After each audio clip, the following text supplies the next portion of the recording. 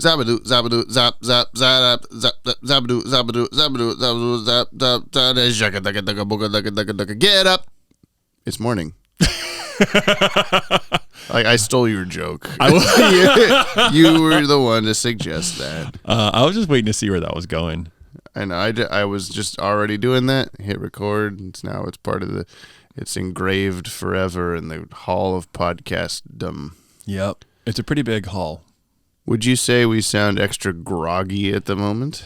I think we can put on our morning voices if we really need to. Is that your accentless Sam Neill? I think we can put on. Well, dude. Good morning, podcast listeners. Good morning, podcast listeners. We were up chitty-chatting until about 2 a.m. Yeah, did not want to be or mean to be, but we're... Here it is, not quite 9 o'clock, and we're recording a podcast for you. Yeah. Mostly because I have to film something this morning, and we decided we were going to try to get at least one more in before that. Yeah. And it's what's happening right now. I reckon. Do you, listener, are you excited to know the reason why we're recording and not just listen to the podcast as it is? Oh, that's a good point. The context is important. So we're sitting here. It is morning. Yeah, we're here in this red wagon, surrounded by fidget spinners. Yeah. You know? In big bus. You hear the wheels rolling. Now, I'm just wondering how you're going to do that for the whole episode. I don't know. Me neither. But, what is this? This is the jump on the... Oh, shit! Welcome back to... Jump on the Bat-Wagon. Yay. My instinct is to do a yeah at the end as if it's part of the title. Oh, should we do that with a yeah at the end? Can you do it too? So you have to do wagon yeah at the end? Yeah. Okay. But I'll do it like an 80s thrash metal singer. Does that make sense? Yeah. Okay. Jump on the Bat-Wagon. Yeah! Yeah!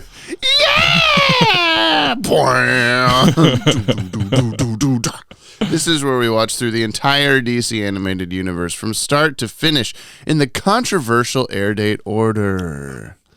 He's hot. Brian had this face of disgust at that, and then because the tea was hot. To experience the shows the way human beings experienced them in the far gone days of the 1990s. The twist? Brian has never seen any of the DCAU prior to this podcast. Will he become a super fan like me or regret his decision immediately? I should probably change the word immediately. We're 32 episodes in, whatever this is. That's not very immediate. You've had some time now to go, okay, Jamie, no more. But what is that word? It's like that word I was trying to think of last night. Oh, yeah. It just doesn't exist. Let's not. Brian, describe it to the listener. Maybe they can help in the comments. Oh, my God.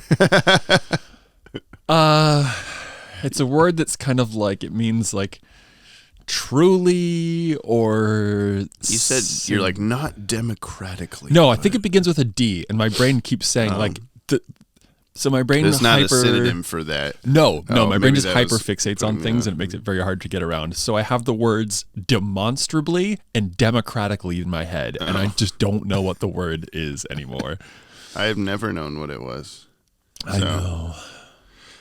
Today we are watching Cat Scratch Fever, Batman the Animated Series episode. This aired Thursday, November 5th, 1992. No skipped days again. Hey, that's almost 3 in a row. 4:30 p.m. 2 in a row is almost 3 in a row. 4:30 p.m. on Fox. Adults. Production number 35. Air date number 33. Oh, okay, that's a good one. We got a good one here. They hit the dartboard straight on as close as they got Paul Dini out of the dart throwing. Put Dan Reba in. Teleplay by Buzz Dixon. That's one of my favorite new names. Wow. Story. That must have been the coolest name in 1950. And here in the 20-whatevers, I'm just oh, bruh. Buzz Dixon, yeah. Story by Sean Catherine Derrick. Directed by Boyd Kirkland. Okay. Music by Harvey Cohen. Leonard Cohen's cousin? second cousin. Yeah, Leonard Harvey Cohen.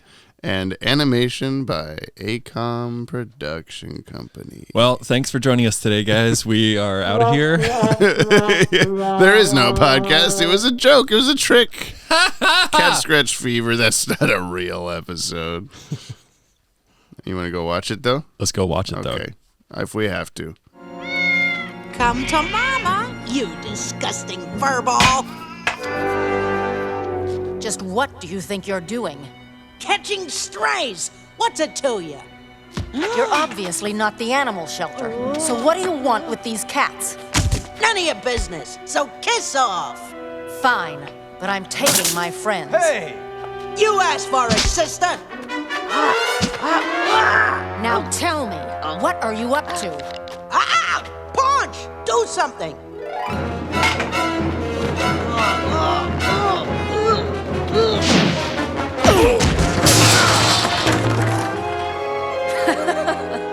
That's one way to take out the trash. Laugh this off, sister. Nail her.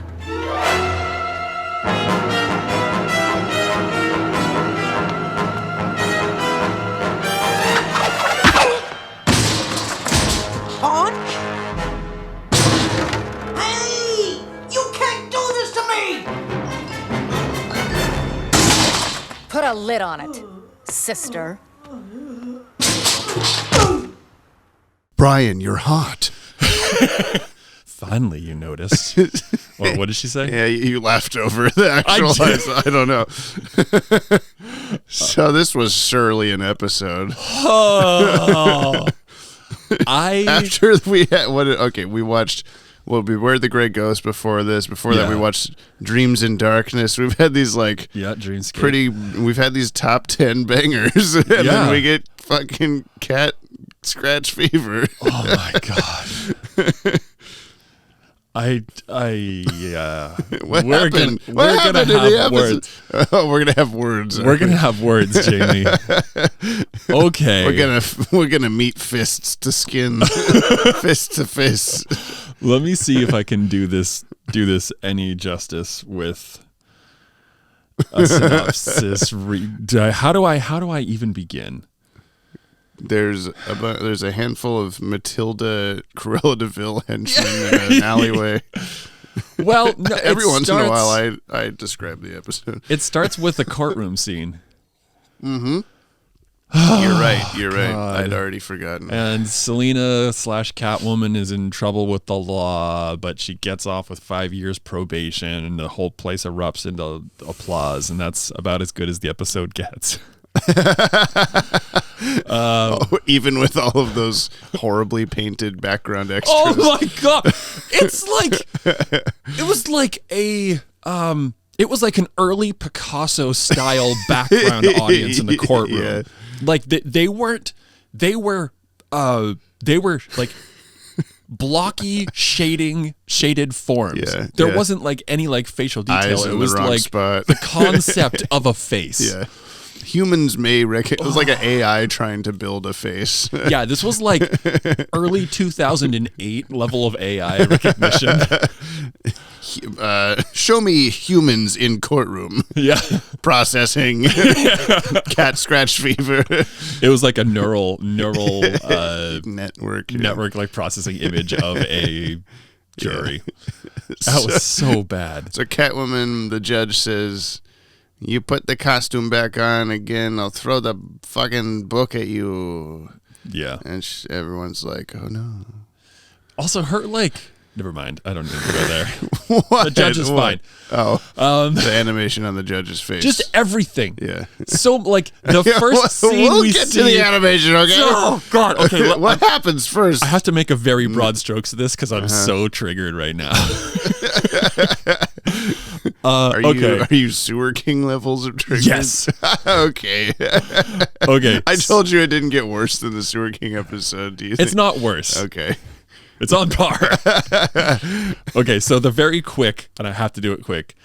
Dagon Industries is experimenting on animals like on strays, and they've got bad henchmen, and there's a toxin that makes them immediately like bad and contagious like 28 days later. It's 28 days later. Yeah. You have these animals that are like super angry and Whoops, contagious. we made zombies on accident. Yeah. And Catwoman's trying to stop them, and her cats gets abducted by them, and then there's a bad chase scene, and like everybody gets out, and Batman saves the day. The fucking end. Would you like to hear the official synopsis that was run in TV Guide and such? I guess. While tracking down her missing cat, Selena Kyle, Catwoman, in parentheses, Oh, good. uncovers a plot by industrialist Roland Daggett and his company scientist Professor Milo to infect animals with a disease that will spread through the city's strays and eventually affect the human populace as well. Daggett, of course, has the only cure, which he plans to introduce onto the market. It will not only make him millions, but give him a new image as a public hero. When Catwoman herself becomes infected by the disease, Batman races against time to save her and stop the fiendish plot before the infected animals are released. That's at least a good sort of setup. It's a pretty good setup. Yeah. It's most of the episode. It's most of the episode. Like it makes it sound a lot more like grandiose. Tense and yeah, like he must race against time to hell. You know, all he did was leave Catwoman in her bed and go, I hope she's fine while I fight the dog. Like, and she's just watching out the window. There's no indication of like how long she has until something horrible happens. Yeah, she just got a fever. Yeah, we just know she's been bitten by an animal that carries the whatever virus, but we don't even know what the virus does other than make them like rabid or something. But it didn't make her rabid. No, it just made her hot and tired and see double. And have questionable audio, like grunty sound effects. Yeah. She's running through the forest going, oh, oh, oh, oh. And you're like, Jamie, don't use this audio. But I probably did. Who knows?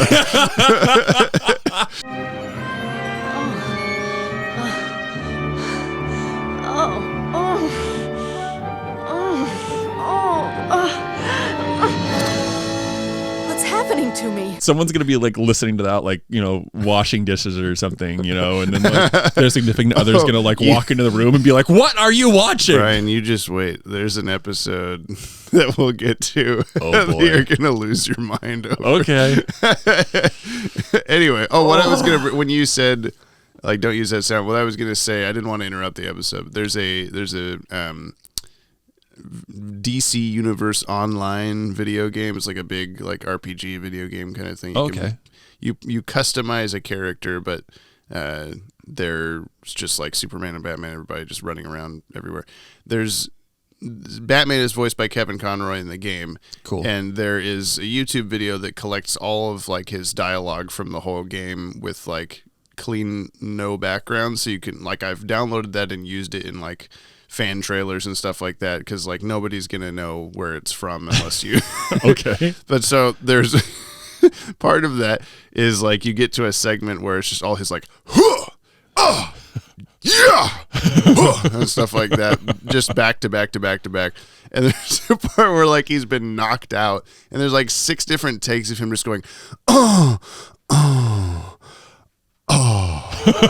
And I'm just always get to that part, I'm like, God damn it. And then there's one in particular where it's like it's customized like different fainting sounds based on who he's fighting in the or something. I think this one's actually from the Injustice games where a Mortal Kombat style thing. Yeah. But like if he the one where if you've been doing Batman versus Batgirl, the background is his voice is just oh Batgirl. Oh God. And I'm just always like ugh. Like please don't. They must have had some giggles at that. Yeah. Hey Kevin, can you give me a more, I don't know, you've been overly seduced kind of fainting sound? Yeah, overly seduced. Nice PG way of saying. There's some cool rain in the background. Listen. It's like a nice calming atmosphere, you know? Oh, it's super I'm sure calming. the listener is enjoying it quite. Sorry for my loud roof.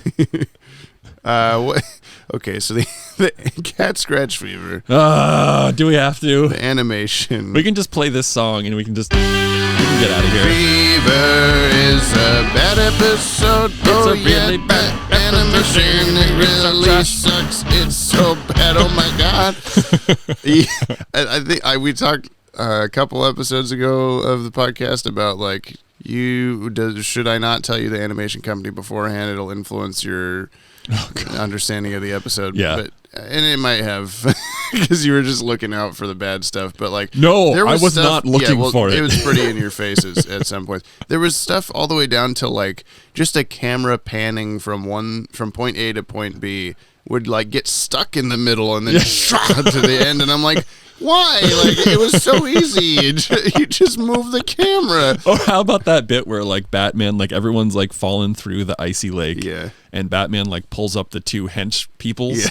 And they just like, disappear for a frame. Oh. What'd you do? Where's that come from? My nipple sticker fell off. Oh, uh-oh. Don't worry about it. Hey, now I can see your third nipple. Ah!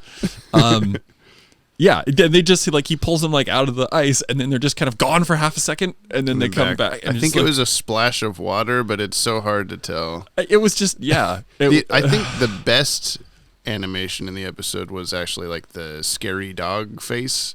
It was actually like a pretty good looking scary dog face in my opinion.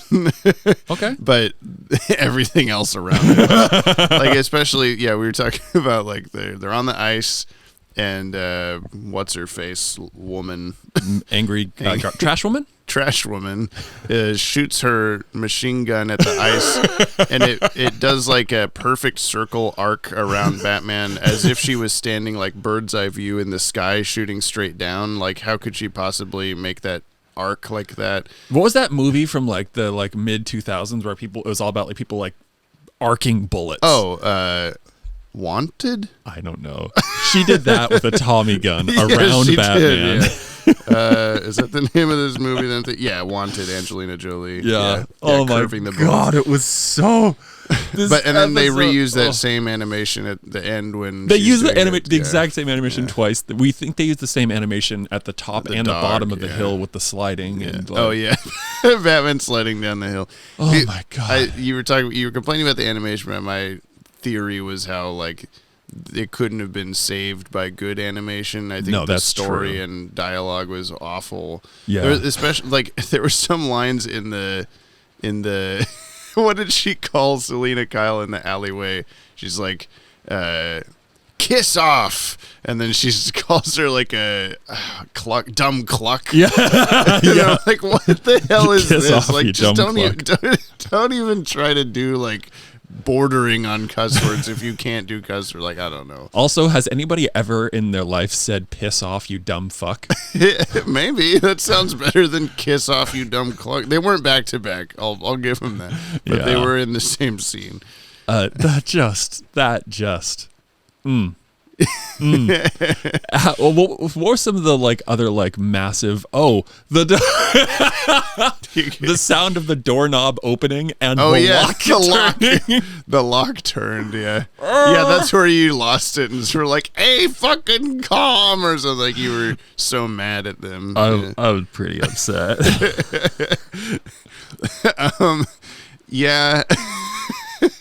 It's just not a good one. I don't know. No. It's not a. No, it is not. There's nothing much in the way of redeeming. Like, it felt very like, I don't know. It felt very pandemic-y. It felt very 28 Days Later, but like in all the bad ways. Yeah. Let's talk about the cast. And then we'll see. Let's talk about something good. See, yeah. Sure. Kevin Conroy as Batman. Ephraim Zimbalist Jr. as Alfred. Ed Asner as Roland Daggett. Adrienne Barbeau as Catwoman. Virginia Capers as Judge. She played a character named Hattie Banks on Fresh Prince of Bel-Air. Awesome. And a character named Cora May in the Howard the Duck 80s movie. That's unfortunate.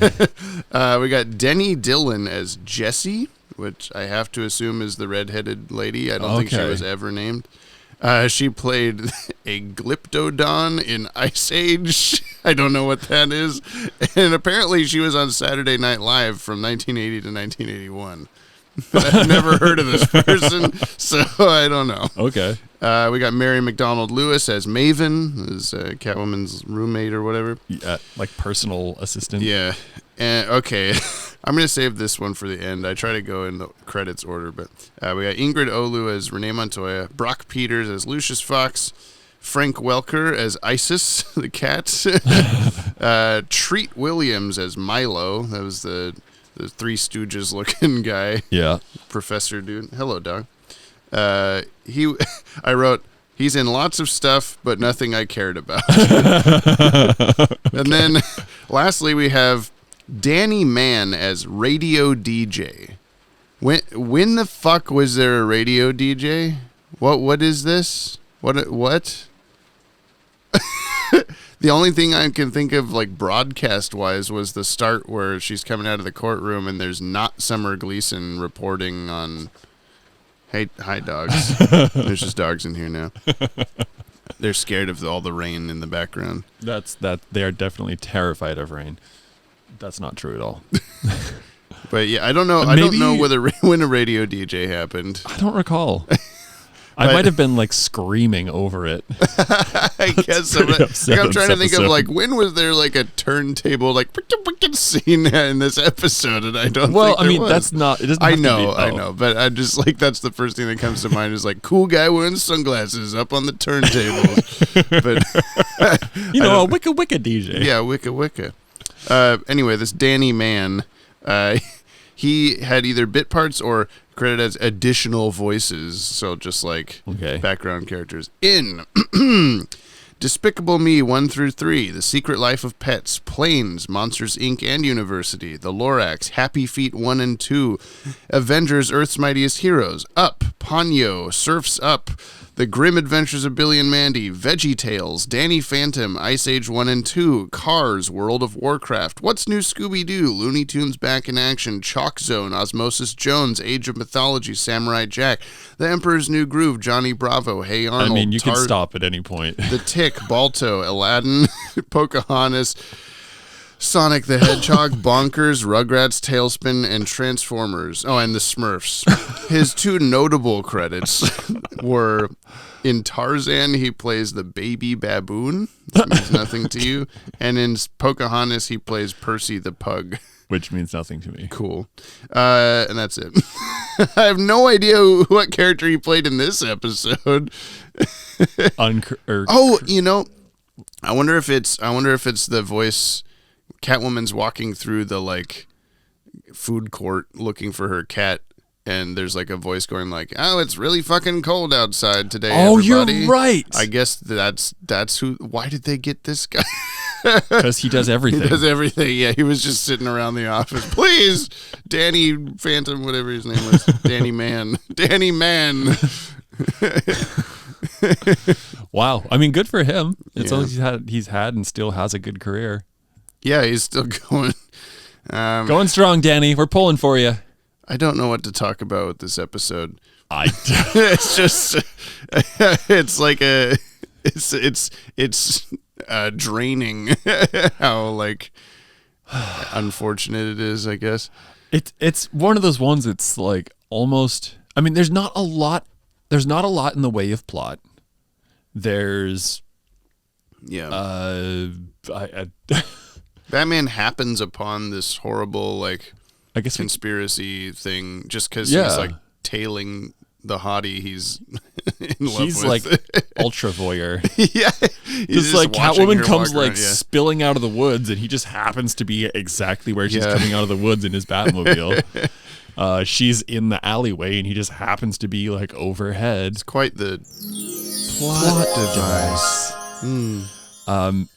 Also, the whole. Let's talk about the very end. We're talking about the whole. Let's talk about the whole. Let's talk about the very end of the episode where, like, I feel like a lot of times I'm really good at calling things that are happening in this in the episodes. It subverted your expectations. Yeah, never.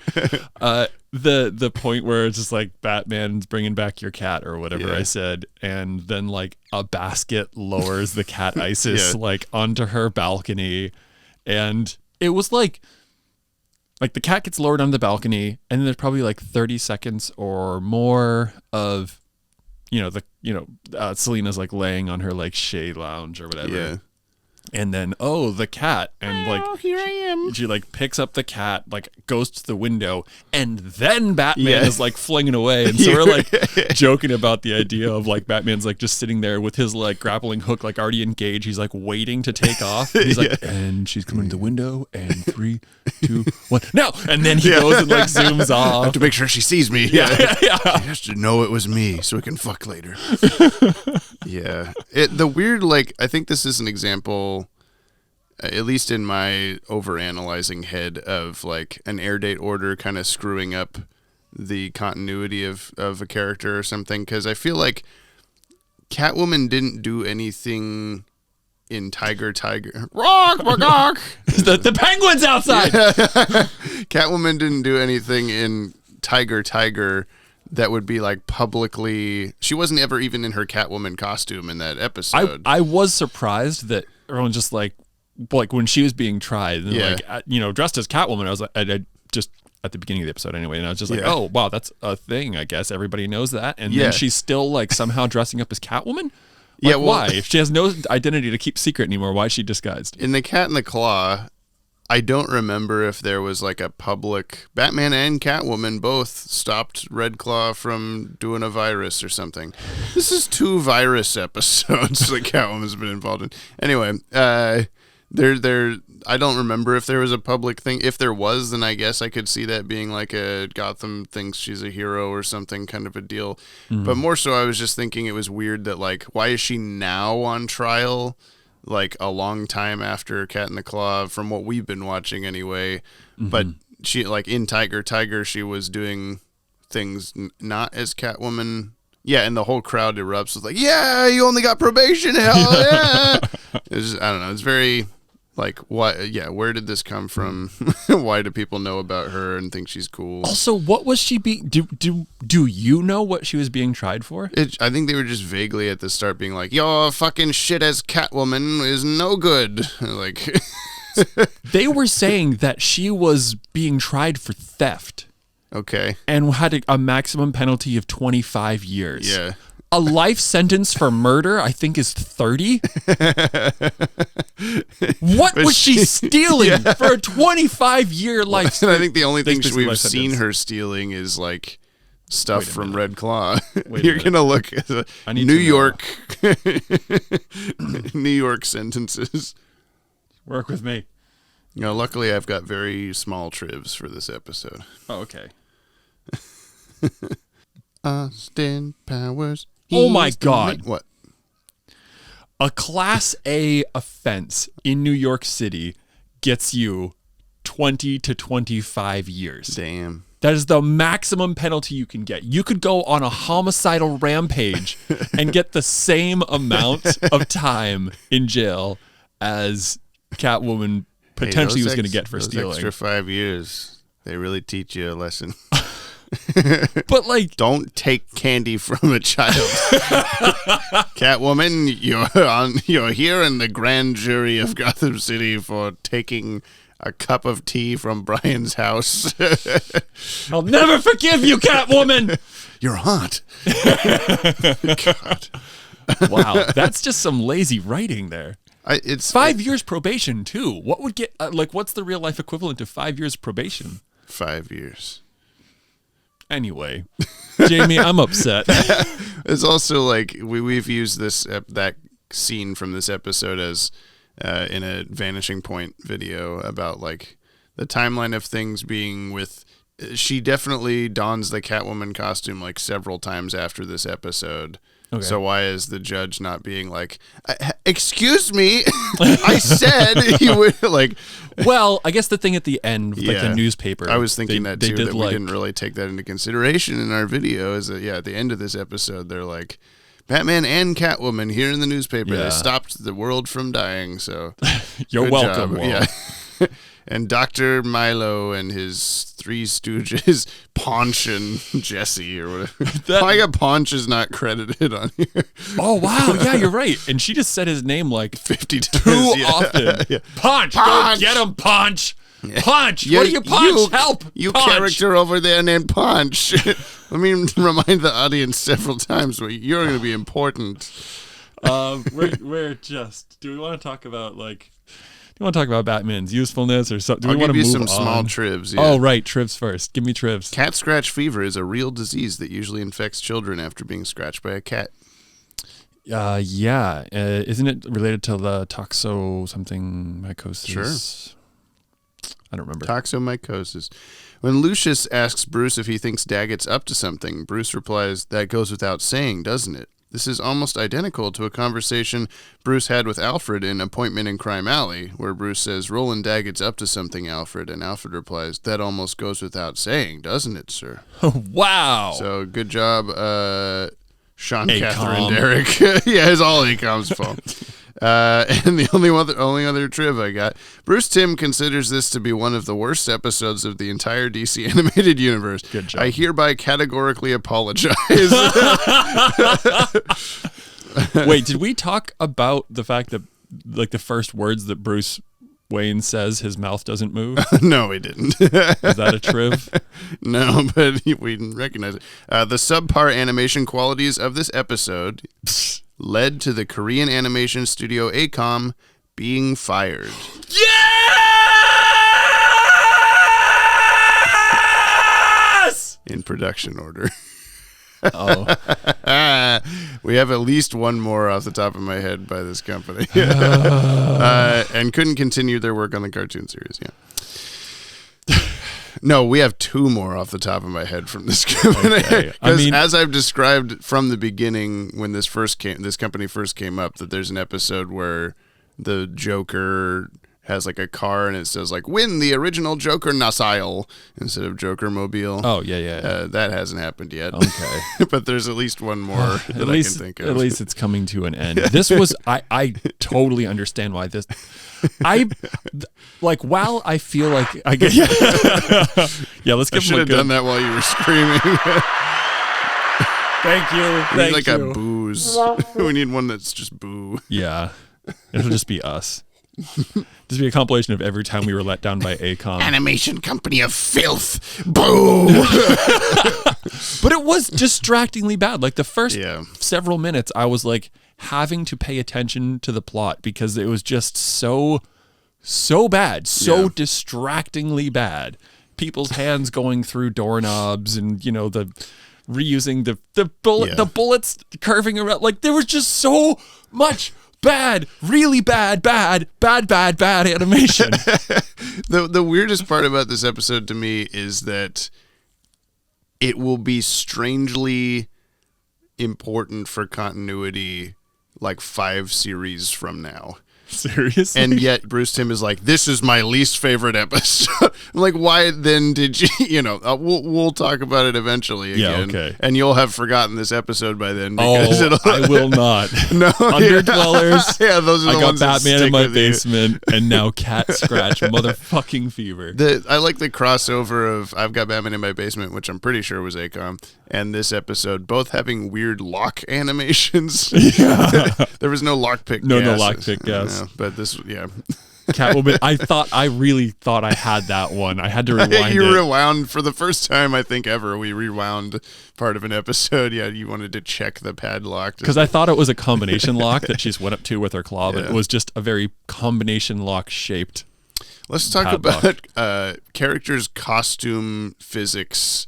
First, Catwoman in that scene just like holds up her hand and then claws just shoot out of it. Yeah. Or she kind of does like a little gesture with her hand and claws shoot out. Like, where are those kept in the meantime? In the middle of her finger bones. Yeah, she has Wolverine claws Yeah. in her fingers. She's a metahuman but hasn't told anybody. yeah, that's normal. Okay, well that explains that. Batman's belt, the front pocket, which I'm pretty sure is just the buckle, actually, opens up like a cassette player, and he like puts an entire like inhaler. It looks like an inhaler of the antitoxin in there, and then closes it. Yeah. What's the depth of his utility belt? Anyway, he has a cavity that he carved out. He removed an ab. A cavity like in his pelvis that's just missing flesh. So I might need to store something here. Anyway, he does that, and then when he's fighting the dog, nothing happens. But the antitoxin flies out of his belt several feet away just so that he can have the danger moment of, oh, I can't quite reach it. Am I going to reach it in time? Yes, I am. Yeah. I was trying to figure out how that would work because like it came from like, it seemed like it came from roughly his like head or shoulder kind of level. Yeah, there was no like. And like there's a dog in between where it was supposed to be coming from. And how would that... How? Yeah. How? I don't know. That's not how that works. I've been wanting to do. I've been talking for years about doing a video about everything in Batman's utility belt, and I would treat the continuity of it as if, like, logically, he either has multiple belts for multiple reasons, or he's changing what's in each pocket per episode or whatever for different purposes. But I would run the video as like. There's one belt, and those. What if you ever see something come out of a pocket, like say the antitoxin was in one pocket, but in a different episode that same pocket had a batarang or something. Yeah, like that pocket canonically contains these two items or something. Like that's how I would treat it. I should have been doing that this whole time that we've been watching this show, is keeping track of this, but I kind of also want to have the video be this like documentary style where I'm just like filming myself like day one of looking through the episode, like scrubbing through frames of episodes of the hardest part is going to be how many times Batman just like reaches back into infinity and then pulls out the thing he needs. Like you don't actually see where it comes from. But something I noticed, it was either in Grey Ghost or it was in some recent episode, on his belt he's got those like really tall ovals throughout that they look, I've always thought they were just little like pellets or something. Yeah. But maybe not, because another episode we just recently watched where he like presses on that, and again, like a cassette tape player, it just opens up a cube around that like pellet looking thing, and I'm just so confused how the belt works. I didn't realize there was going to be this level of god damn it about the utility belt, but I should have known. The mass as well, I think, is different, because there was that one where he took it off. I can't remember the episode exactly, where he took it off and like tried to throw it through the window. Yeah, and like it didn't go, and I think he ended up shattering the window eventually with the belt. Yeah. So it's at least heavy enough. It's got so much stuff in there. He's just. And also, doesn't sometimes just like tear like fabric? Like I feel like he lost it in some episode. I don't know.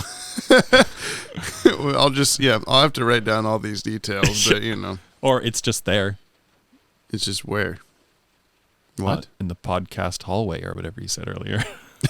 Oh yeah. The podcast hall of stupid. Yeah. There you go. Well, Brick, was Batman useful in this episode? What was his usefulness scale? He was pretty useful. I mean, he definitely like cracked the case at the end of it. Mm-hmm.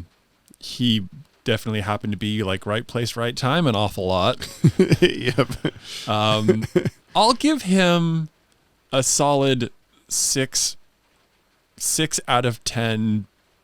Bruce Wayne is in real life a terrifyingly accurate voyeur. We didn't even talk about the limo scene where he's just like got his arm around Selena and with he's his like, giant hand. Yeah, and he's like putting his other hand on her leg and stuff, and she's like, I like you, but as a friend. And then he's just like, okay, well, then as a friend, fuck you. You need to stop doing this bullshit. And I was just like, Jesus, Bruce, okay. Sorry you didn't get it. Like, he's very hurt immediately. What is that? What is that called? Scorned? No, there's like a simp style internet term Friend-zoned? for, no, just like a guy that can't handle being rejected. And so. Oh. I can't remember what it is. I mean, comment below. I'm gonna give Batman's usefulness Yeah, I don't know. What? I'm gonna do 7. 7 lowering cat baskets out of 10. What would you just think of a better one? No, I mean, that's fine. I was just thinking of that moment where he pushed the entire lake ice. Oh yeah, he's underneath the ice, swimming around in the frozen water, and he goes to the surface, and it looks like it's gonna be one of those moments where like, oh help, I can't get out, I'm gonna die. But he lifts up like the entire lake's worth of ice to go take a breath, and then go back underwater again. Then he like punches through the ice to grab that woman's leg.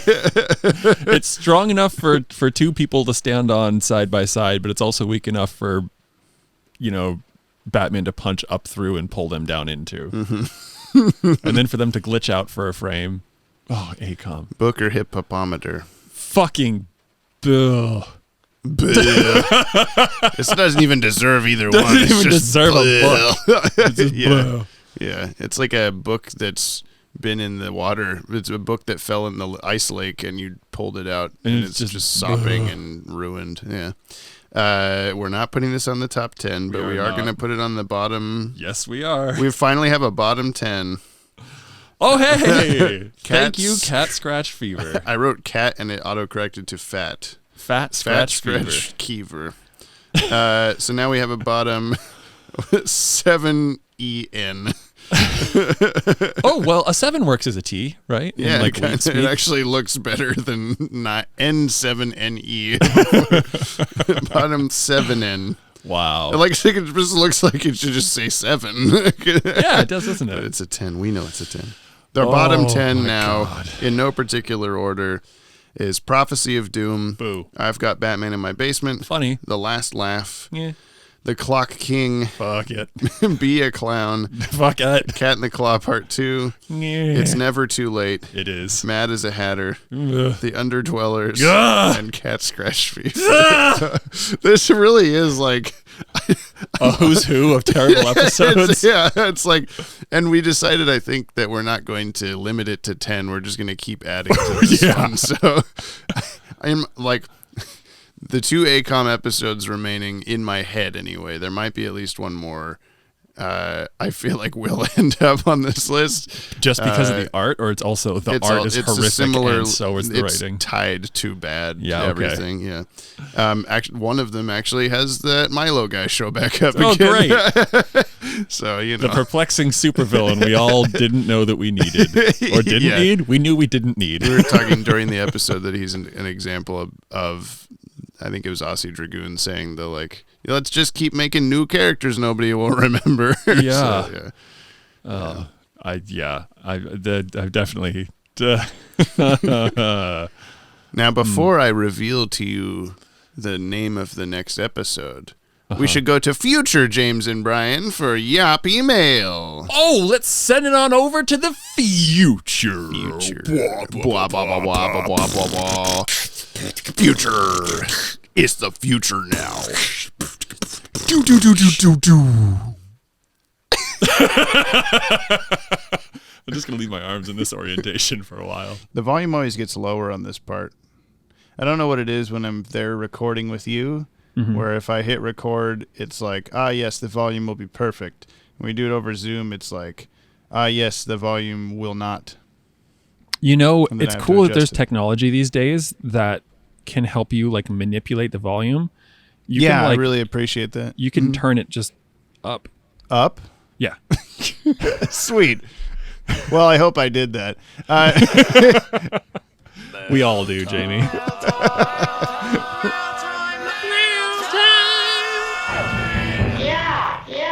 Don't cough through this one. That one small extra yop, put it over. Here's the fail. It never mails. It wakes me want to tag my whale. And when it... I was trying to flip the words. My brain was not going fast enough. I think I just had a stroke in the middle of that. I don't want to fail. It never mails. Yeah, I got that part. It makes me want to tag my whale. When it wums, I want to kale mail. That's what I was trying to do. Wums isn't a word. Yeah, I'm switching the letters. Oh. You see? Here's the fail. It never Never mails. mails. Makes me want to tag my whale. Okay. Okay. I own a whale off the shore of big small bus, Oregon. You're just gonna tag it, and I just spray paint. Yeah, just spray paint it. It'll stay on. This one's mine. Belongs to Jamie. You're gonna do the JTS logo on the side of the beached whale. It'll be a big JTS logo and then a really tiny pee pee poo poo at the very end. They'll know it's me. They're coming right for you. Yeah. We got some voice messages. Oh, you want to listen to some voice messages? Yeah. I we do. got one from Jordan Blumen again. Jordan again. Jordan the podcast again. guy. Here he is. Oh, my heaven. My favorite podcast wants to hear about mine. Yes. So we meet again, James and Brother Broderick. Nice. I'm so glad you got my message. And since you have asked for a shameless plug, I shall provide one. Shameless My plug podcast time. is called The Fandom Optimists, and I named it as such because I have a reputation among my friends for obsessively and unapologetically loving everything in the world of nerd fandom. No one can take my movie recommendations seriously because everything is wonderful to me. You can also find it on Twitter at Fandom Optimists. The whole account is nothing but good vibes and Twitter polls. Anyway, All right. Thanks so much for being awesome, guys. You're incredible, and as I say on my show, never apologize for loving your fandom, and try to stay optimistic. I'll talk to you next week. Never give up, never surrender. That's what Tim Allen said. I am going to... My phone apparently is having problems, but I am going to follow We'll that. remember. Yeah. I'm going to do all the things. Thank you, Jordan. Yes, thank you for letting us know, and everyone else for letting everyone else know. Yeah, that's what I'm trying to say. There's also so one optimistically, too. Yeah. There's also one called P.S. from Jordan Blumen. What does it say? P.S. I can't tell if you're serious or not about inviting guests onto the podcast, but if you are, I'd love to throw my hat in the ring and also cordially invite both of you to appear on the Fandom Optimist anytime that you want. Just pick a topic and let me know. Now for some actual thoughts on Cat Scratch Fever. I rewatched it and I did not remember that Selena Kyle's identity is just out there. Yeah. For some reason, I had completely forgotten that people on this earth just know that Selena Kyle is Catwoman, and that's wild to me that she keeps doing Catwoman stuff after this point. I don't know why. I'd completely forgotten that, and I think that's kind of cool. Anyway, see ya. You're right. That is a little weird. Yeah, we touched on that, right? I don't know. I haven't edited the rest of it yet. Oh, shoot. Whoa. So, I don't know. Shoot. This is a weird past, present, future thing going on. Check out that logo. Damn, that's slick. It's like the A's, the Avengers A. This is the Fandom Optimists podcast. I dig. Jordan Blumen. I dig. Yeah, I'm gonna get in on that podcast. Let's do that. I don't know what we can talk. Batman. I guess. Juggling. Let's talk about the first 33 episodes of Batman. Wait, Yeah. we gotta talk. What is a cross section of our obsessions? I don't know. We're music something It could be a music thing. With the performing arts of some kind. I don't know. Okay. Well, think about it, Jordan. Okay. Juggling. Well, I'm gonna teach you to and juggle then we real can come fast. on your podcast about geeky movies and TV shows and talk about marching band or some shit. Just be like, hey, when you throw a flag in the air and you're like, no, I have no idea. Oh, well, we shouldn't be here then. And yeah, in regards to the special guest thing, it's something that we've been talking about. Yeah. And we've already confirmed Maddie's coming on for the episode Critters, and then Dylan not Pollock. Jordan Blumen, you're Jordan Blumen, Dylan Pollock coming on for something. We Yeah. don't know yet. And, then, yeah. I don't know, I'm up for it. I don't know if that's too much of a I don't know the logistics of that and what it looks like for you, Jamie, Mr. Editor of this podcast. Well, I kept thinking about I have so many connections to the people that actually worked on these shows. We should get Rich Fogel, Dan Reba, somebody on for like a movie they worked on or one of the episodes or something. But then I thought like, but what if Brian like hates that and he just feels like he can't express his true feelings about the thing because like Dan Reba's just sitting there in the Zoom call with us. Jamie, oh no, this was really good. I loved it a lot. You do know me, right? Well, yeah, I know. I want you to be able to speak your mind, you know? I don't want you to hold back. I would, yeah, the thing, I think I would at best hold back, but I feel like I could be pretty, like, I think if we had somebody on from ACOM, I could see me being like, hey, can you explain that, please? Yeah. We'll get the president of ACOM to come on for whatever the final ACOM. I know we have at least 2 more ACOM episodes. Sweet. In the production. I look forward to it. We got Thoughts of the Week Part 1 from Dylan Pollock. Oh. It's time for the Thoughts of the Week from Dylan Pollock on cat scratch fever, or do you want to get COVID? Because this is how we get COVID, guys. So, hello, Aaron's dad and Paul, or whatever. Before we talk about the episode, this is by far my favorite podcast. No podcast feels more connected with the listener, who is me and only me. Now to the episode.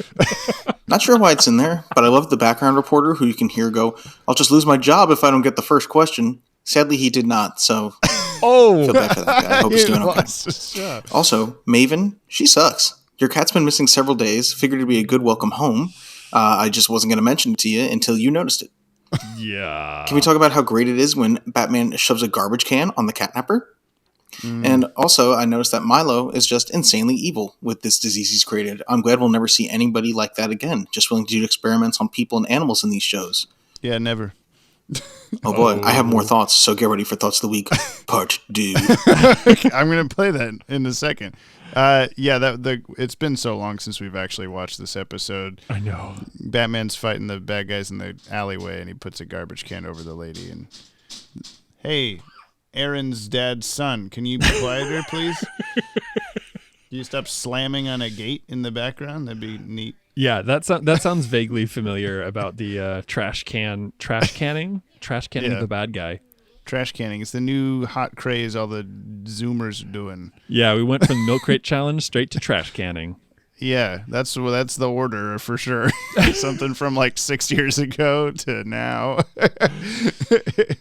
We skipped over planking and ice bucket challenge and cinnamon challenge. Wait, that stuff, at least in I don't know. My exposure, milk crate was way after those.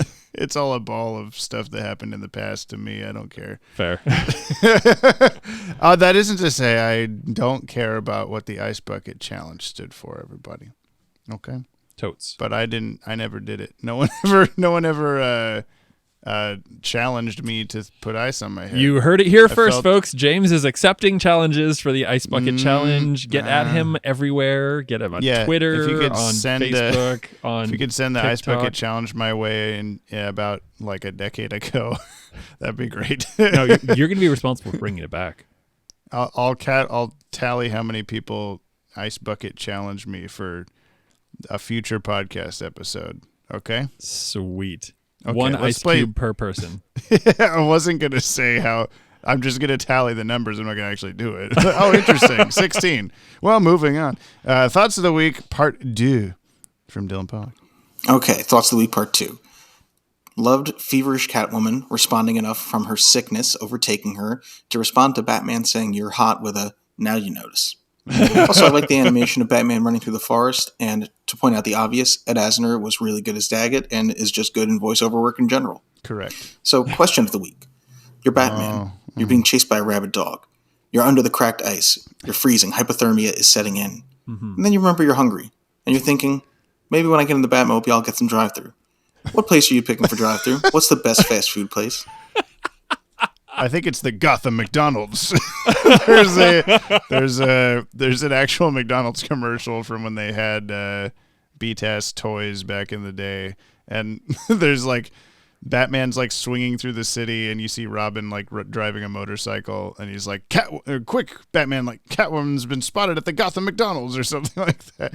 So there's canonically a Gotham McDonald's, I guess. Oh my god, they're in like every country on the world and. Yeah. In Gotham. Every multiverse universe. Oh my god. That's what the M stands for. It stands for Bat Man. Bat. Well, what's your answer, Jamie? Is That's that your my answer. The Gotham McDonald's, yeah. I mean, I don't want to personally go to McDonald's, but if I'm Batman and I'm aware it exists. What would you There's personally also, do? I don't know. Burger King? I'm trying to think. Yeah, that's a better choice, right? I mean, you Sure. were eating or drinking Burger King Dr. Pepper the other day. I was, the other yeah. podcast. I felt really terrible after eating that Burger King. And I'm not currently eating Burger King or drinking anything except water because I'm a good boy. Good for you. I made a decision a couple nights ago to not eat anything after 9 p.m. If I haven't eaten dinner by then, I just don't get to eat dinner that day. That's probably a good move. Because I think it's not good for my body to be digesting food while I'm sleeping, or Sure. lack thereof, from both cases. Is this what everyone wanted to hear on the podcast? Yes, definitely. Okay, neat. Yeah, where you going? I also I don't eat fast food. We had Subway the other day, and that was the most fast foody You're thing right. I've had in probably years. But you know what? It's not drive-through. And also, I know on the West Coast anyway, it's got a pretty bad rap. But Chipotle is kind of my fast food-ish That's jam. good. That's good.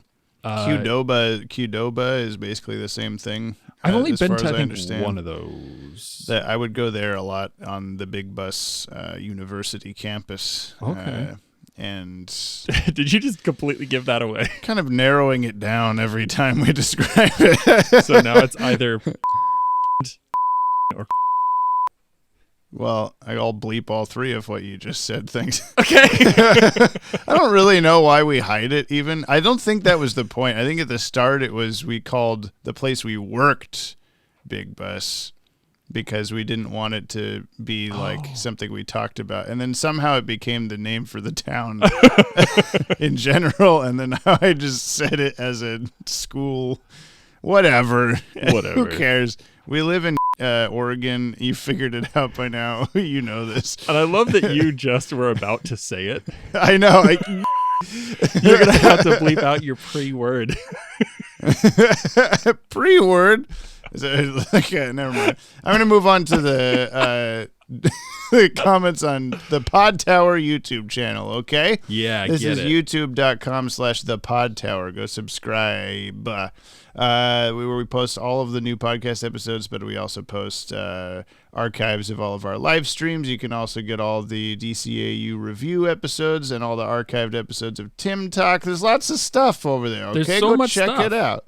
So many things, including 60 fucking comments. So I'm going to read them all. I'm going to read some of them, okay? Okay. Okay. Super Luigi 64. This is on episode 32, Beware the Grey Ghost or Slip on the Chocolate Hot Sauce.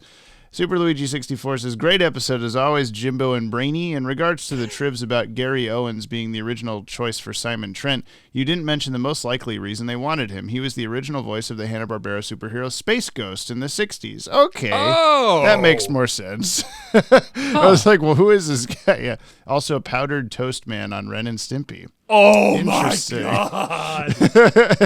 Yes. Keep it that up and is looking forward great. to the reactions to Cat Scratch Fever, a.k.a. ACOM's Last Stand. Also, I guess maybe that's our crossover is like 90s Nickelodeon shows. Could We be. could do that. Like Yeah. somehow we both watched relatively the same 90s Nickelodeon shows. I know you were way too mature for your age, and I was way too. Yeah, I was immature for mine. watching. Yeah, exactly. You stuck on too long, and I got in too early.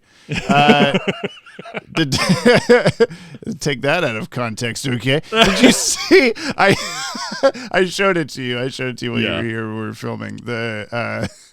Oh no, I should be reading. It's from. Oh my God, this is all over the place. We had I plugged the guy's video on the Underdwellers. Brian, whatever his name. Yeah, Brian McDermott, and he also messaged Maddie on Twitter, I think, or maybe messaged the. It doesn't fucking matter, okay, Brian. But anyway, Maddie had showed off that we had plugged that video in the podcast, and then Brian said, "Wait, that's so rad. Thanks so much." Funny story that I wasn't going to mention. That episode made me question if I should make the video, LMAO. I literally listen every week, and I was like, oh no, because he made a like positive video on that episode, but we ripped it to shreds. Wait, he listens to our podcast? Apparently. Hi, Brian. What? Brian, Yeah. I'm sorry for challenging you to a duel to the death. Brian, but Brian fight. Brian fight. Brian fight. But he'd also, I believe it was him, made a little edit of last time where I said like, even if you're not 18, just say you are. Oh, don't take that out of context, and had the chung chung Law and Order sound. Yeah, That was amazing. I didn't realize that was him that made that. I'm going to confirm that right now. Oh, okay. Yes, it is. Yeah. Anyway, Brian back to the fight. comments. Brian Fight. Deductionist says, what another fun episode as always. I was very impressed when you guys fired off the jump on the Bat-Wagon, which such speed and accuracy. My celebratory A's lined up with yours, and I thought it was really cool, LOL. So, this episode, it has always been one of my favorite episodes of the series since I was little. They're talking about Beware of / the gray ghost / ghost. That's what I should have called it. Yes. I couldn't think of a fucking subtitle, so I was just skipping through the thing. I never wrote one down. That would have been so much better, you idiot, James. As I've grown a bit, I have come to appreciate it even more. As many have already said, it's truly iconic to hear Adam West and Kevin Conroy converse back and forth. At the ending of this episode is probably one of my favorites in all of DCAU. Hope Brick enjoys Cat Scratch Fever, or oh shit, did Selena get feline AIDS? Oh my God. The fifth. I hope not. Matthew Volmer says, it's awesome Dylan let you two on the podcast this week, but something about Dylan felt off this time. Sudden case of shyness, I'm guessing. By the way, I'm 18. Bringing it back. Thank you. Scotty Cameron says, I like Dylan's Kimmy impression. It's almost as good as his Batman impression. Thinking of the parallels between Simon Trent is what he meant, and Adam West. I couldn't help but to note that there are some parallels between Adam West and George Reeves, who played Superman in the 50s Superman show. Both actors became disillusioned with the industry after getting typecasted so many times. I'm glad West came around to embrace his time as Batman and voice Batman-like characters. It's unfortunate that George Reeves died an untimely death. Oddly enough, Batman actor Ben Affleck played George Reeves in 2006's Hollywoodland, which touches on the themes this episode touched on. Another film that this episode reminds me of is Birdman, with another Batman actor, Michael Keaton. So many Batman actors playing characters that are actors fed up with typecasting. Coincidence? I think not. Also, I wonder if Dylan's seen Galaxy Quest, because that film mostly vindicates his point about not having actors try to solve problems that they'd normally solve in TV. Funny, if I'm not mistaken, Galaxy Quest came out after Beware the Grey Ghost. Yes, I believe so. Lastly, to answer Dylan's question, my childhood heroes were Batman, Spider-Man, Superman, Optimus Prime, and Buzz Lightyear. Optimus Prime. Your childhood hero was a toy, an action figure, a child's plaything. Nice. Thank you. Charles Motosierra says both the gun and the bullet make noise. That's true, I suppose. But the bullet is connecting with something. Does that count? The hammer in the gun? Yeah. Like What are we counting as the thing? On the gun is going, like, all that is going click. The trigger is going. This was not an argument, but it's just a mild, quick discussion of whether a gun makes a noise or the bullet makes the noise. I think the bullet's responsible for most of the noise. Well, not the bullet. The but bullet the just the sits bullet there. casing. Yeah. It doesn't do anything by itself. The gun causes the... Fuck it, I don't care. If a tree falls on a bullet... Does it still go? Ashley Tutchin says, massive Whovian Doctor Who fan here, and I can confirm that Brick is correct. The BBC essentially used to tape over or throw away most of their tapes after a few years because they didn't see the need to keep them since repeats and home media weren't a thing yet. Because of this, most of the Doctor Who episodes from the 60s were scrapped. Thankfully, though, due to the dedicated efforts of fans, many episodes have been recovered and or restored. Many stories have also been recreated with animation since all the soundtracks still exist. Sadly, though, there are still nearly 100 missing episodes. Wow. That's crazy. Back to this episode. I love this episode. It's one of my all-time favorites, even if it's purely for sentimental reasons. It's a beautiful tribute to Adam West, and I think making Bruce a fanboy adds a nice new dimension to his character. I didn't. Yeah, that's awful about the Doctor Who stuff. I had no idea that it was that Doctor Who. dire. 100 missing episodes. Yeah, I mean, it's not surprising considering how long it's been going for that they Yeah. experienced that scale, but it's still really unfortunate. I've been watching through all of Star Trek from the start, and by been watching through, I mean I started it when we worked at Big Bus together, and I'm still doing it because I've been going so slowly. Oh, so for like the last like 6-7 years, I've been trying. I just started at the start, obviously, like the original series.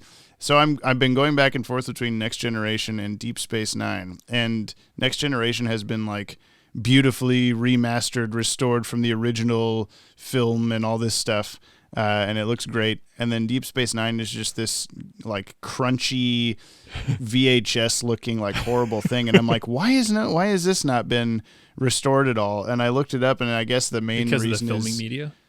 yeah, well, yeah, they filmed it on film, but then they would put it on tape and then do the effects on the tape version. Yep.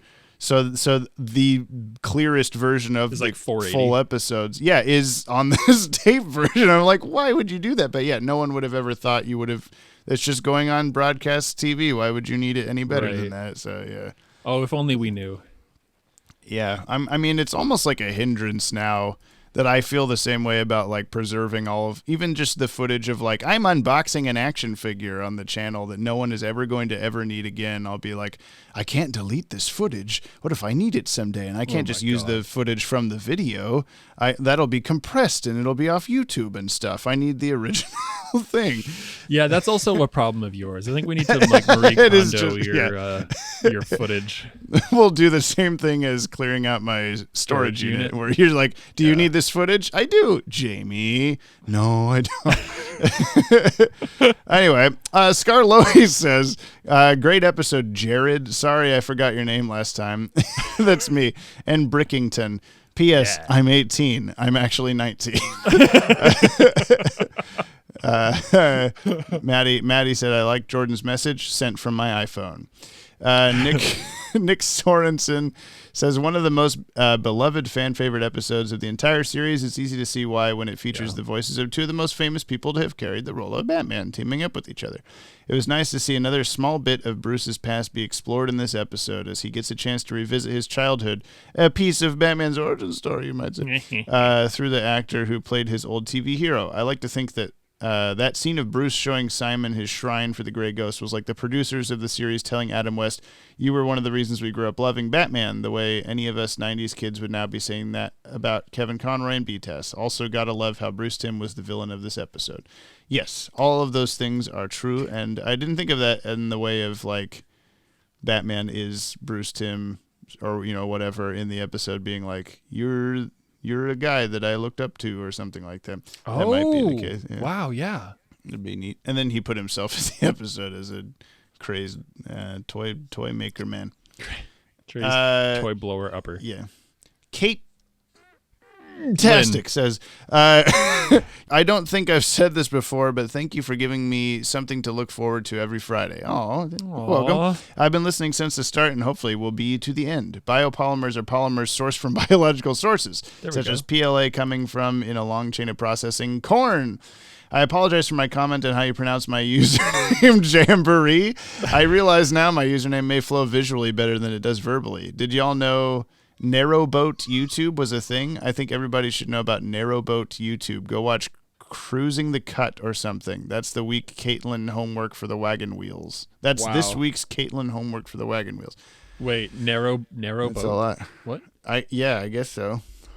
I don't know where that tangent came from, but Brian's looking it up. Narrowboat, myth, reality, and magic.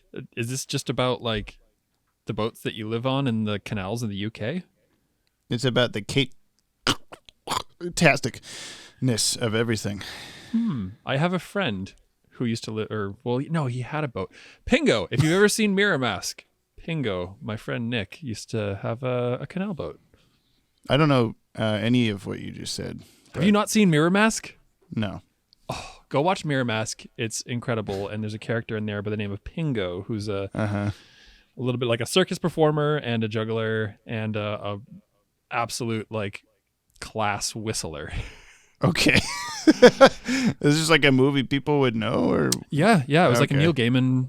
I think Neil Gaiman Okay. wrote it, and I can't remember who produced it, but it's Neil really Gaiman it's really was well going to write a Batman episode, and it didn't ever happen. We may talk about that whenever we talk about the ones that didn't ever get made at the end of all this. done. Oh, okay. Sweet. Yeah. Kate Tastic also said 20th. Nice, thank you. Scarface Nate. Jamie, even if you're not 18, comment you're 18. Me, who's legitimately 18, guess it's my time to shine. Jamie and Brick Boy. I don't know what has more nicknames, this episode or Brick. I love this episode to death. Yeah. Brick/Broad. Yeah. I love this episode to death, and I love this podcast as always. If I were to show my friends the DCAU, or even when watching the DCAU, I'm going to make references to this podcast, and I'd love to do this kind of podcast if I ever decide to commit to YouTube full time. Looking back on this episode, yeah, the little chase with the RCs and the Batmobile was a bit silly and out of left field. The villain was really weak, and I do think Adam West being here made the episode 100 times better. Also, to answer the question, my childhood hero I'd summon for a detective case would either be Toby's Spider-Man or Keaton's Batman. I grew up without cable, by the way. Cat Scratch Fever is a decent episode, nothing unique, but pretty decent. It has a good amount of bat-cat flirting and Catwoman being in interesting positions and making interesting noises. What's always stood out to me was the music and the animation, though, and the random appearance of Daggett and Milo, who was a huge influence in the DCAU later. I give this podcast episode 5 random explosions out of 5 chocolate tar oil. Stay Yoppie. Thanks, you too. I keep forgetting that we're inside of the Cat Scratch Fever episode because it just feels like it was a year ago that we watched that. But Yeah. that's the trouble with doing these in it's much better in person to do these, but it's also just like then I just forget, and then a couple months go by before Brian ends up watching more Batman and has to remember what happened. So it's a big thing. Cole's Corner says, I love how everyone messes with Jim Jam Tim Tam and Brian the Brick Boy Broderickles the fourth names, but leaves Dylan's name alone. It is interesting. Yeah, we all 'cause he's keep... No, I shouldn't say that. What? We keep our own personal nicknames for Dylan. We don't tell people what they are. Oh, no, it was going to be a Will Smith reference. Oh, we keep Dylan's name out our fucking mouths? Is that what you're Yeah, saying? buddy. Yeah. Scotty Cameron again says, glad brother Broderick Cleveland loved this episode. I loved how Adam West got lots of jobs voicing Batman-esque characters in cartoons. I don't know if this trend started with Adam playing the Grey Ghost or before, but it's interesting. It was I who brought up that Adam West was Mermaid Man in the Cape and Cowl conspiracy comment section. It was after learning that Yotsik was Man Ray. Oh, the airdate orders screwed up the ordering of the Catwoman episodes because Cat Scratch Fever picks up after the Cat in the Claw Part 2, with Catwoman being released from prison after helping Batman stop Red Claw, while Tiger has Catwoman roaming Gotham City freely. I guess that was a little weird, but it wasn't like enough of a what the fuck's going on, like we were talking about on the Patreon call last night, will happen with one of the movies. It came out like a year later than it was supposed to. Kevin Ranke, alternate DVD title, Be Wary, The Great Ghost. Such a wonderful episode, absolutely in my top 5 of BTAS. I also think these episodes do get better with rewatches, so you guys could do a sequel podcast after this one in 10 plus years and review them all for a second time. Naturally, you would call it Jumped on the Bat-Wagon. Looking forward to it. Jump off the Bat-Wagon is Jump off. Dylan Pollock replied, coming to a channel in 10 years. Jump off the Bat-Wagon. Yeah. As this started bat dragging and bumps on the Bat-Wagon. Perhaps when they watch Superman, it can be the Man of Steel wagon, Crypto Knights with James and Brian, with a Crypto Night section of cryptocurrencies to avoid. Gotta stop putting this good stuff out for free. Yeah. Batgirl Fangirl says, boy, Gotham City is so flammable. The episode so far featuring fire or something going boom. Big lumpy skin. He was in a cake. Big bad fire time. We need more thick. The biggest birthday hug ever. in On Crime Alley, The Unbadgening, Michael Jackson from the front, Unbelievably Tiny Gloves, I See a Bad Moon Transition, Saggy Back Brain, Tiger, it's pronounced, Twiger, it's pronounced Twiger the second time, Scarecrow's Raspberry Febreze, and Slip on the Chocolate Hot Sauce. Great episode, 5 stars and 5 remote-controlled car emojis. Oh, boy. It's weird reading all the fake titles in a row like that. Yeah. We should definitely make the episode guide when this is all over. Agreed. Of just all the weird names in a row. What if we do a fake TV guide? And we just like use like the transcription of my descriptions of it for each. Yeah, with the fake titles. Yeah, that'd be so good.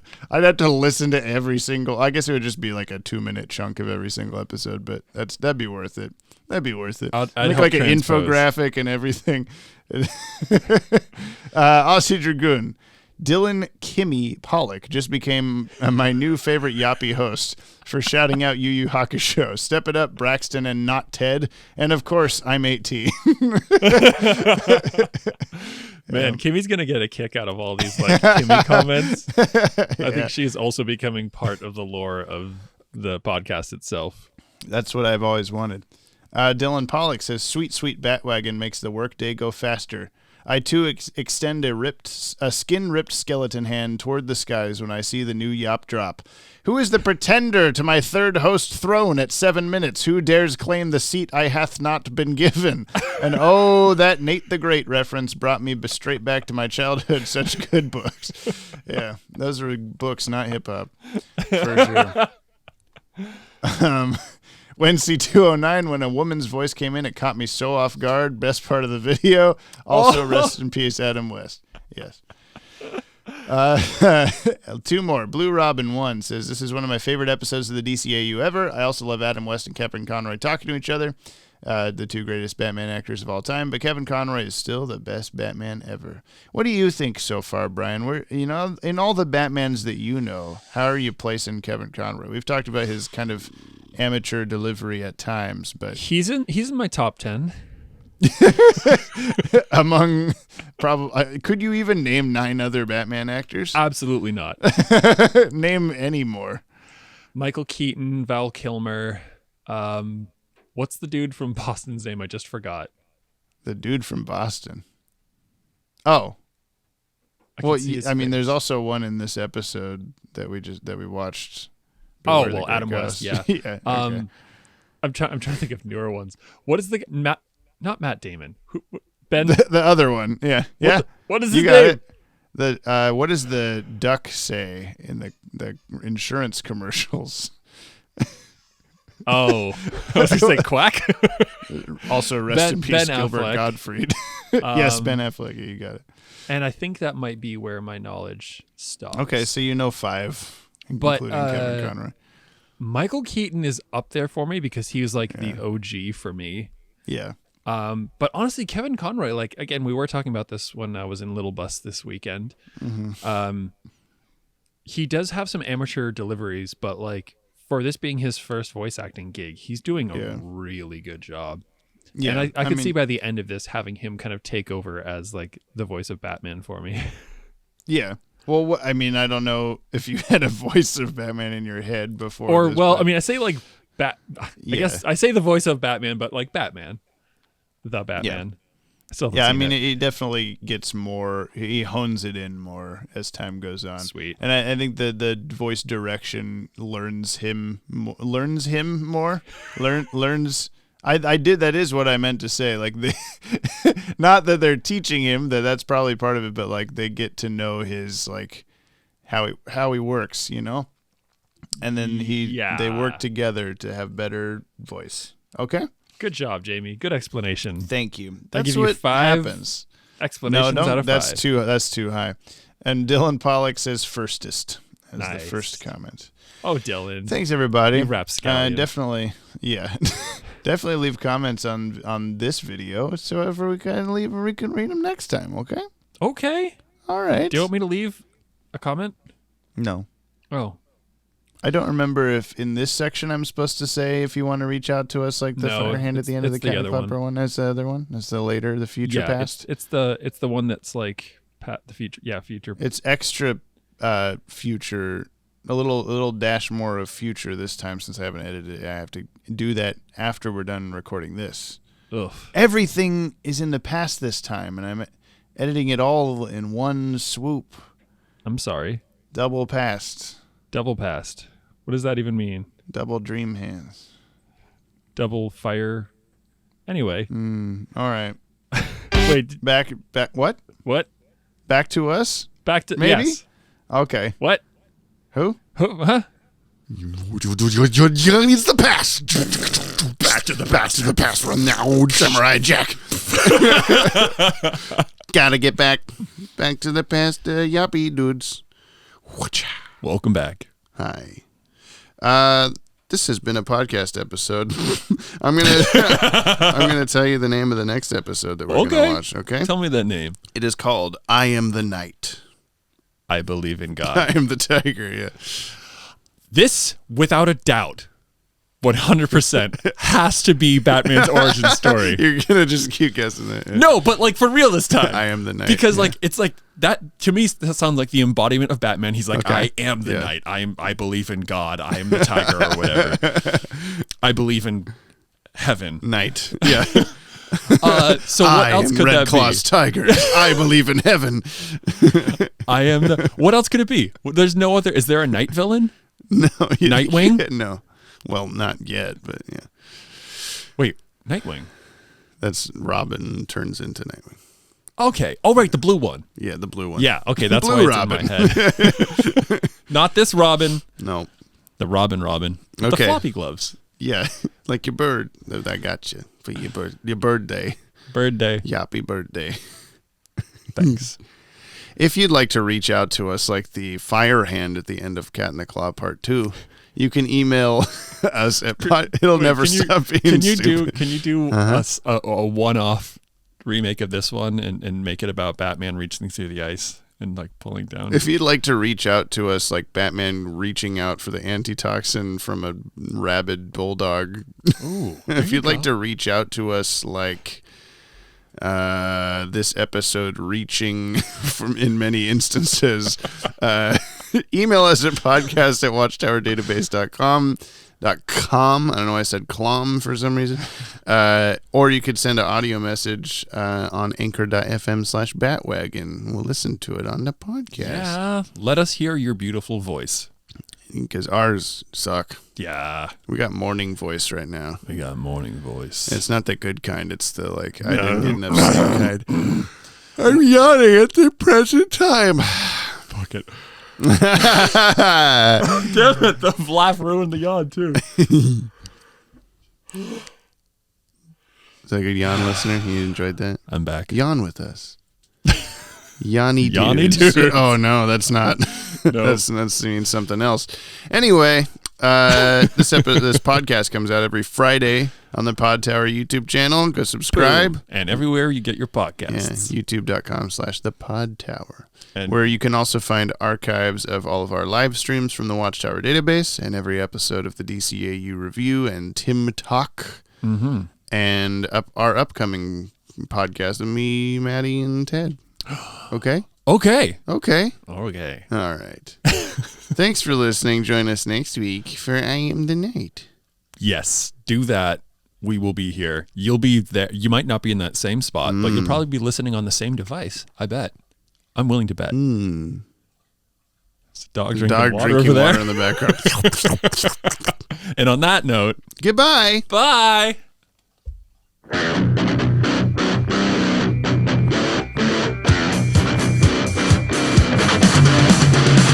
Bye.